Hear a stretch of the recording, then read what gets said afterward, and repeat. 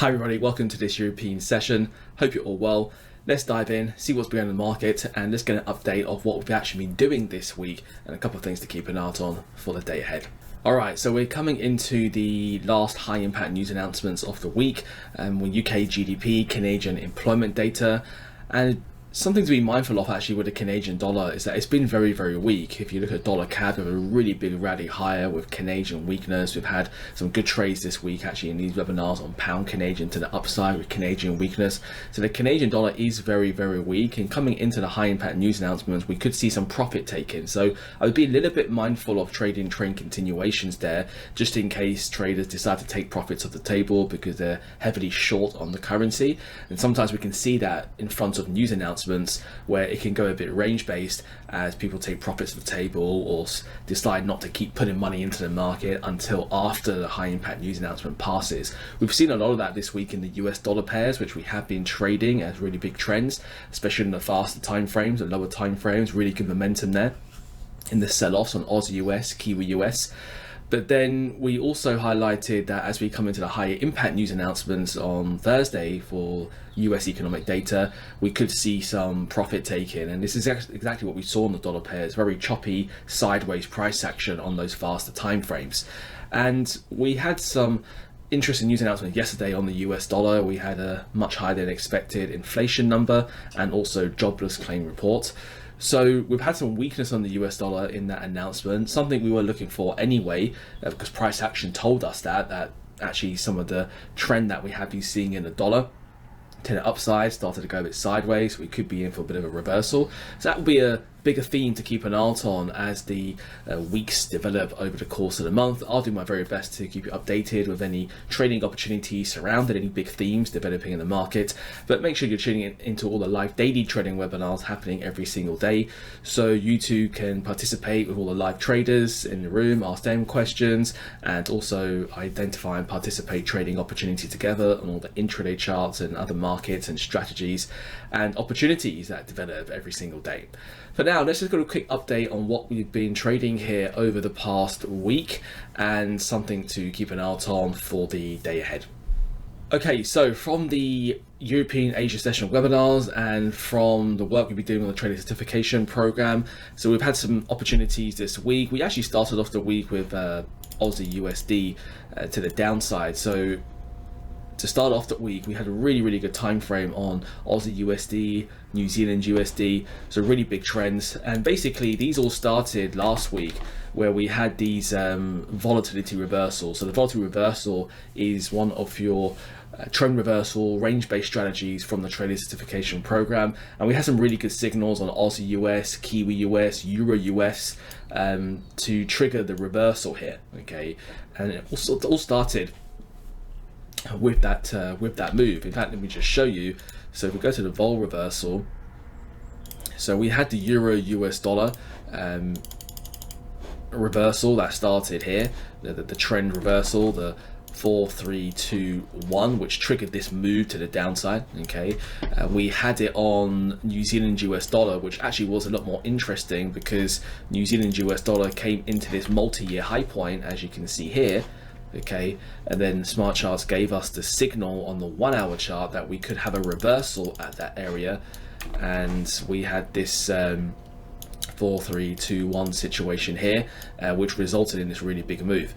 So that's been really nice. That started off last week, which is why we started off this week with those pairs on the faster time frames, because as they're selling off from the higher time frames, then we want to go to the lower time frames to try and capitalize on that sell-off. So we've had some really good moves here in the moving average zone and the sell zone. So there's been some good opportunities. The ones that we were trading on day 3 of the trader certification program was some of these ones over here. So on the what was it, on the 7th? So in this instance, yeah, so we were trading this one here. Okay, that signal there. So we're coming off the angle of price here for this move to the downside. So we started off the week with that, so that was good. And if you're a master trader, then you probably would have been squeezing out a bit more of a higher reward to risk trade there, just because you have good correlation, all right? So we look for higher reward to risk when we have good correlation. So we've had all the dollars been running, so Aussie US, Kiwi US, Euro US, Pound US been going down, dollar CAD's been going up, dollar Swiss going up, dollar yen. So we had good correlation in the US dollar. So that's when we would try to squeeze out more of a higher reward to risk trade if it's available. Technically, if the market gives us the space for that trade to work out. Okay, so we had some good opportunities there, and again we had some good opportunities across other currency pairs as well, sort of later on in the week. So Euro US dollar, we had again same look, it looks like exactly the same trade there, okay, as Aussie US on Monday. We had a good trade here a couple of days ago on Wednesday. So again, we've had some good opportunities there to continue trading that US dollar. So as I've been saying just earlier on, look at the price action now. Look at that, very, very wild and choppy, okay. So losing a bit of that sort of trend-like feature that we look for, okay. So in this instance, not quite on the radar anymore, but we've had some good opportunities on the way down. So a couple of winning trades there, but we were hedging our exposure because we did highlight this choppy price action could develop. We could get some reversals developing on some of the dollar pairs, okay. So like Aussie US, we said, okay, well look, we might this week get some reversals developing, okay. So we tried to hedge our exposure. We had some trades there on Euro USD, just to see, okay, because we came into this confluence of support areas. It wasn't actually on the phase changer. I think it was on the twin flip. So if we went into, let's say here, Euro US, so that we came into this zone here. It's a very large support zone, okay. This confluence. We said, okay, well look, maybe if buyers turn up here, we could get some further upside and get that reversal in the US dollar we're looking for.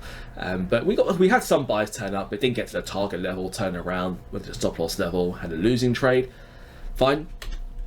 And then we highlighted, okay, well, with the dollar pairs going a bit sideways, okay, something to keep an eye on will be stock indices, because they're still trading at record highs. So we had some good moves there on stock indices. Again, just look back at the webinars, we've been highlighting this stuff, but the NASDAQ, so we had some good trades here. So with this phase 1, phase 2, phase 1, phase 2 situation here, coming into this angular price into moving average zone, on top of what Smart Charts is finding as well, all the indicators and stuff that it's doing. So we had a good opportunity here. We know with stock indices, or the NASDAQ in particular, that we're in this daily trend higher, okay. And we know the S&P, the Dow, the other US stock indices are trading at record highs, but the NASDAQ isn't. The record highs over here somewhere. So we said, okay, look, we'll keep on trading this, and we can go for higher reward to risk. So in this instance, squeezing out 2-to-1 reward to risk, up until these high points. So that's actually been quite good. And of course, now we're looking for the trend to continue. So that was good. So we're still looking for continuation there. We also had a trade there on the Stocks 50 where we were looking for this trend to continue. All right, so we had a couple of bounces here, and we were looking for the trend to continue. It's just got a bit sideways, so I'm actually at the end of the week happy just to close that out, okay, just at a break-even-ish area. So if you're still in that, we're not in that anymore, we're just at break-even now, end of the week. We didn't really get the momentum we were looking for like we did on other US stock indices. We also had some other good trades there on a twin flip as well, so pound against the Canadian. So as many of you know, I love really trading around the moving average zone, okay? On top of what Smart Charts are doing, the power of algorithmic AI technology, but lining that up, combining that with a bit of human pattern insight recognition. So we had some really good bounces here off this moving average zone, okay? And the trend getting a bit steeper here. So in this instance, we had this set up here in the moving average zone, where buyers have turned up on multiple occasions before. We also had this these high points, this resistance line here. Price had broken through, sort of retesting that. So we had a confluence of support areas for this move to the upside. That's finally got to the target level as well. So that's good. We also have been trading some of the other stock indices, so the S&P. So we highlighted that with a lot of currencies pairs, if you're using the patterns AI, we've had a lot of ranges that had developed. So you're either trading in those ranges or trading a lot of breakouts. So there's been a lot of breakouts actually.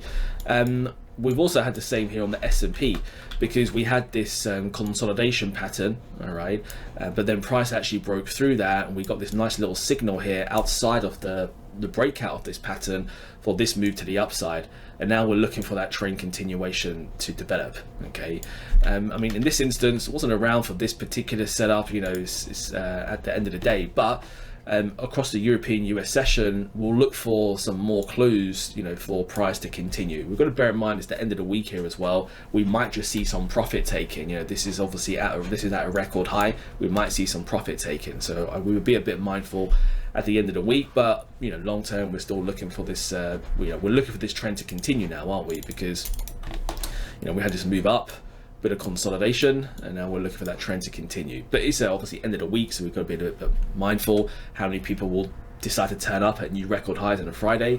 So again, ideally we want to be trading those things early in the week, mid of the week, right, on stock indices if they're at record highs.